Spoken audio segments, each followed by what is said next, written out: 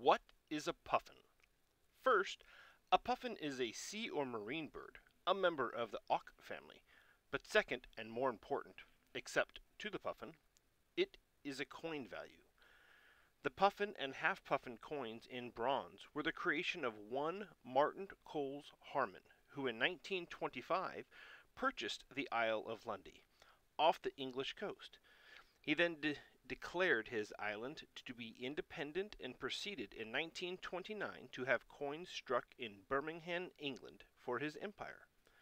A news dispatch from Bideford, Devonshire, England, datelined April 15, 1930, announced the beginning of Mr. Harmon's problems.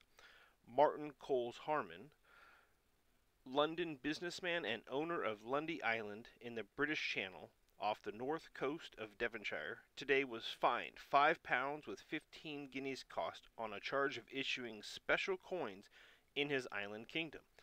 Mr. Harmon bought the island in 1925 and has been more or less of an uncrowned king over the 40 residents since the island's position regarding the sovereignty of the British Empire has been the subject of dispute.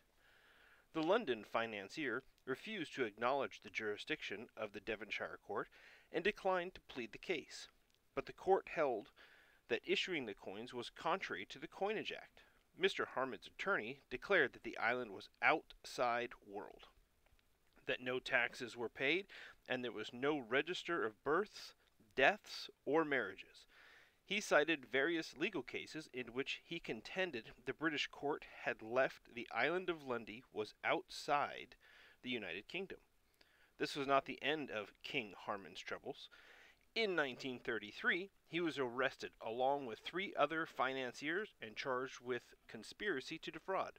A special cable dispatch from London to the New York Times in March 1934 reported, Martin Coles Harmon, uncrowned king of Lundy Island and a picturesque figure in the London financial world, was sentenced to 18 months imprisonment for conspiracy to defraud.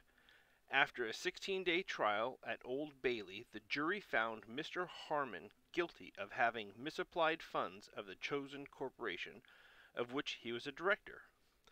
R.S. Yeomans, A Catalogue of Modern World Coins, listed the coin with a notation that these unlawful coins have created considerable interest among collectors, and for that reason have been included in this volume.